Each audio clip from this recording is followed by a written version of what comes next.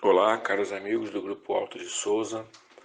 Vamos para o nosso estudo desse sábado, dia 16 de abril, nessa Semana Santa. Começando pela página de abertura do livro Vinha de Luz, psicografado pelo Chico, ditado pelo Emmanuel, a lição 76, na propaganda eficaz. Na propaganda eficaz, é necessário que ele cresça e eu diminua. João Batista. Há sempre um desejo forte de propaganda construtiva no coração dos crentes sinceros. Confortados pelo pão espiritual de Jesus, esforçam-se os discípulos novos por estendê-lo aos outros. Mas nem sempre acertam na tarefa. Muitas vezes, movidos de impulsos fortes, tornam-se exigentes ou precipitados, reclamando colheitas prematuras. O Evangelho, porém, está repleto de ensinamentos nesse sentido.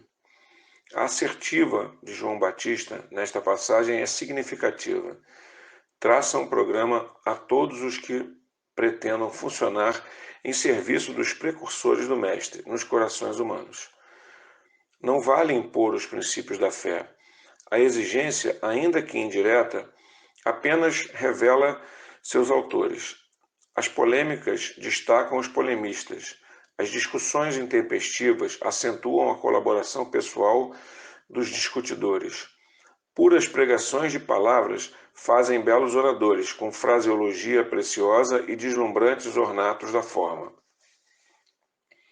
Claro que a orientação, o esclarecimento e o ensino são tarefas indispensáveis na extensão do cristianismo. Entretanto, é de importância fundamental para os discípulos que o Espírito de Jesus cresça em suas vidas. Revelar o Senhor na própria existência diária é a propaganda mais elevada e eficiente dos aprendizes fiéis. Se realmente desejas estender as claridades da tua fé, lembra-te de que o Mestre precisa crescer em teus atos, palavras e pensamentos, no convívio com todos os que cercam o coração, que te cercam o coração. Somente nessa diretriz é possível atender ao divino administrador e servir aos semelhantes, curando-se a hipertrofia congenial do eu.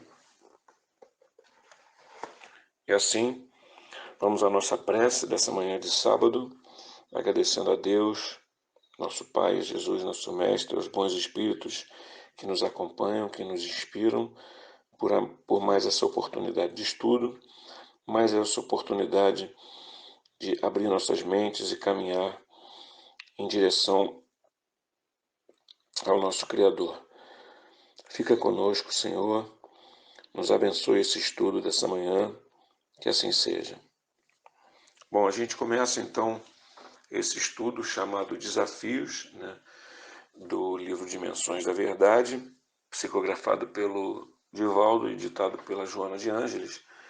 E esse estudo ele vem nos chamando a atenção para diversos tipos de desafio e, em seguida, nos mostrando diversos exemplos de pessoas que foram desafiadas e venceram esses desafios. Então, ele começa nos falando sobre a questão dos comodismos, basicamente das tentações em relação aos comodismos, às facilidades da vida material, as mordomias a que nós inadvertidamente e muitas vezes exageradamente aspiramos. E esse estudo vem nos mostrar que isso é um dos desafios que nós precisamos superar. Essa nossa ambição muitas vezes desmedida, a nossa busca pelo supérfluo, muitas vezes, a nossa busca pelas facilidades, pela porta mais larga, constituem muitos dos nossos desafios aí nessa encarnação, aí nessa oportunidade que nós temos. Então, Joana nos mostra quantos exemplos de pessoas, vários exemplos de pessoas, como o Conde Bernadotte, de pessoas que enfrentaram desafios, né, pelo bem do próximo, pela causa do próximo, e venceram esses desafios, mas à custa muitas vezes da sua própria vida, né, da sua própria vida física, e sempre se caracterizaram por pessoas que se fixavam, né, num objetivo maior, que se fixavam, né, na missão que eles tinham a cumprir, e nada os detinha. Então eles enfrentavam esse desafio de forma corajosa, de forma firme, e conseguiram vencer. E Joana mostra também, né, os diversos tipos de desafios que nós, a que nós somos expostos, e que nós somos testemunhas, né, de que nós somos testemunhas, como as mães, né, em situações muito difíceis. Ele cita aqui, né, o caso das mães em uma maternidade dolorosa, os grandes líderes que sempre têm, sempre enfrentam muitas oposições, né, sempre enfrentam inimigos, né, os abnegados, né, porque é um grande desafio também, né, a abnegação ela é um grande desafio na medida em que em geral, o abnegado também ele é anônimo, né? Então ele além do desafio da missão a cumprir, ele tem o desafio da humildade, né? De se manter, né? De não deixar o orgulho tomar conta da sua pessoa em relação aos atos, nas missões que ele tem a cumprir, né? Os grandes estudiosos, os grandes pesquisadores, né, que têm o desafio de descobrir as curas de doença, né, de descobrir, né, de criar, né, novas facilidades para a humanidade, remédios e produção de alimentos, etc., que a humanidade tanto precisa. Então, Joana mostra, né, esses tipos de desafio, né, que nós enfrentamos. Né? Nesse texto de abertura que eu li, né, quando Emmanuel nos fala aqui né, da questão da propaganda eficaz, né, é um desafio que nós temos também, né, porque muitas vezes nós até mesmo empolgados, sinceramente, né, com a mensagem que o Espiritismo, por exemplo, nos traz, falando aqui de nós espíritas, né, muitas vezes nós felizes, né, pela oportunidade que tivemos de ler essas mensagens, de ler, né, tudo que o Kardec, né, trouxe através dos espíritos para nós, é natural que a gente se sinta meio que empolgado, incentivado a levar isso ao outro, né? E isso, na verdade, a gente precisa entender que cada um tem seu momento, cada um tem sua hora, né, de ouvir o que precisa ouvir, de aprender o que precisa aprender. E o nosso grande desafio nesse sentido não é levar o que nós aprendemos, é mostrar o que nós aprendemos em relação, de acordo com nossos atos, com as nossas atitudes, principalmente nos momentos mais difíceis, né? Esse é um grande desafio que eu acho que nós espíritas temos, né? É de colocar em prática tudo que nós aprendemos estudando as obras de Kardec, estudando as obras, né, que o Chico psicografou, que André Luiz, Emmanuel deixaram, que Joana de Ângeles deixou e tantos outros, né, através de outros médiuns. Né? É um grande desafio a gente viver de acordo com esses ensinamentos que a gente tanto lê, que a gente tanto estuda, que a gente tanto debate. Isso talvez seja o nosso grande desafio. É botar em prática tudo o que a gente aprendeu. E isso é muito importante, nada como, né, essa prática, né, o exemplo, né, a gente mudar nossas atitudes, né, mudar nossa forma de encarar as dificuldades, e com isso, com essa forma, né, enfrentando esse desafio e vencendo esse desafio, a gente poder contagiar outras pessoas, poder servir muitas vezes de inspiração para outras pessoas, né, para que mudem suas atitudes também. Mas isso é um desafio, né? Não é fácil nós vencermos a inveja, não é fácil nós vencermos a tendência à maledicência, não é fácil nós vencermos a ira, a gula e tantas outras, né, tantas outras tentações que nós sofremos. Então, é o grande desafio que eu acho, né, que a gente precisa, não só o espírita, né, mas é como nós estamos aqui num grupo, né, numa casa espírita, a gente acaba tendendo para esse assunto. Mas cada um de nós, ao aprender uma lição, seja ela qual for, uma lição, né, espiritual, uma lição moral, né, ou uma lição de alguma ciência qualquer, a gente passar a agir, né, de acordo com essa lição que nós aprendemos e passar a viver melhor e com isso a gente incentivar que outras pessoas, né, se inspirem em nós e vivam melhor também. Então, sem querer, né, sem querer impor nada a ninguém, apenas mostrando o que nós aprendemos através da nossa mudança de atitude, da nossa reforma íntima.